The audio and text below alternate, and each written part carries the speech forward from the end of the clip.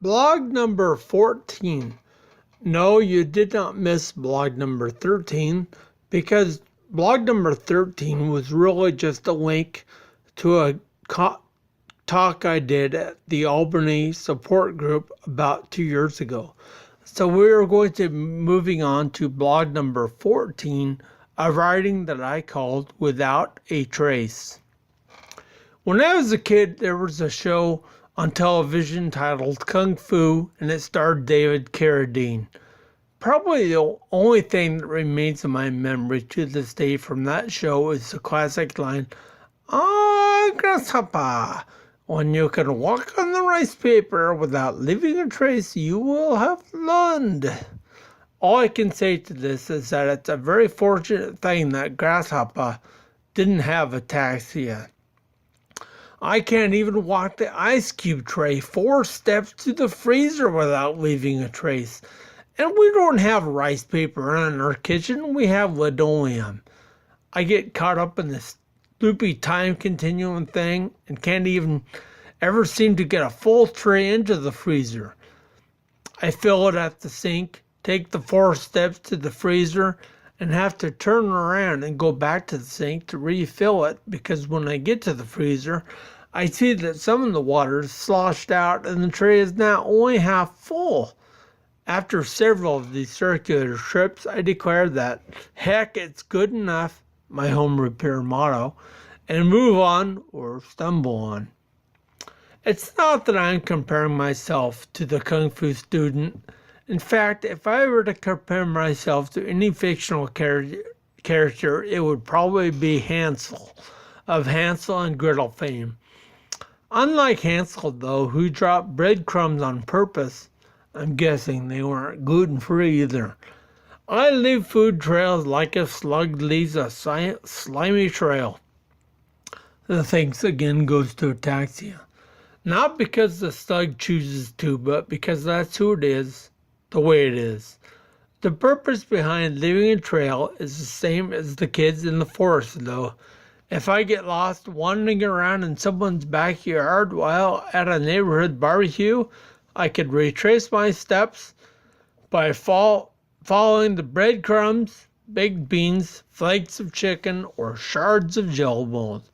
That is, of course, unless there aren't any little dogs or birds who have gotten wind of the free buffet and are racing my tracks as fast as I weigh them. I used to enjoy being able to sneak into the kitchen and get a snack without alerting everyone in the house or the next door neighbors. In and out without a trace, and I could enjoy that 2nd or 8th cookie without tripping the alarm. Now I bang into everything, drop most stuff multiple times, and generally cause such a calamity that it would have been quieter just to shout, "I'm going to be a pig and have a huge second bowl of ice cream." Sigh, what I was hoping would be a simple litigation has now turned into a huge class action. Everyone is involved. Kids start yelling that it's only fair that if dad is getting more dessert, then they should be able to have more. The fact that I am an adult, work for the money to buy the ice cream, and they are living off welfare, their mom and I, seems to have eluded them. Well, at least family knows where I am. This comes in particularly useful if I ever get lost. If there isn't a food trail that they can follow to find me, then they can silently listen for a few seconds, and I'm sure that they'll hear me stumbling into or knocking things over. It's like wearing a cowbell around my neck, actually. My neurologist never warned me about this, and there seems to be a close resemblance here to the entering of a contract, but never having taken the time to read the fine print. Something written there will inevitably always show itself after a while and sink its claws into your back. I am finding this to be my experience with ataxia. There was never full disclosure from the doctor at the time of my diagnosis, and now all that fine print is showing up, and I'm wondering if there's any way to get out from underneath this contract. Forget the actual starting balance. My body is struggling just to make the monthly interest payments, And the sometimes nice, but sometimes racketeering known as life will occasionally send over some kind of musclehead to give me a friendly reminder. Usually by giving me a little nudge so I lose my balance when the risk for injury is the highest, like on stairs or stepping off a curb, or sometimes just while simply walking on flat ground.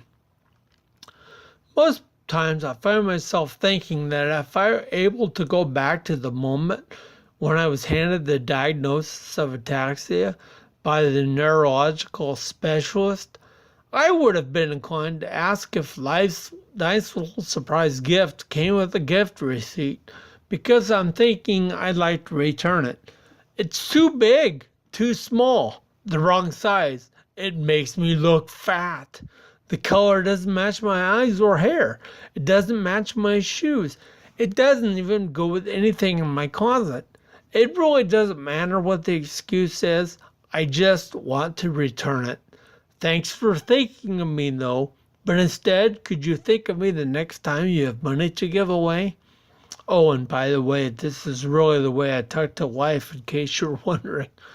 And so life goes on, and I continue to imagine that I'm a black-clad ninja, able to float in and out of situations without ever having alerted anyone or leaving a trace. But that's not reality. Rather, it's just my imagination. In reality, I'm a denim-clad bull in a china shop. You don't have to be able to see me, just follow the sound of breaking glass.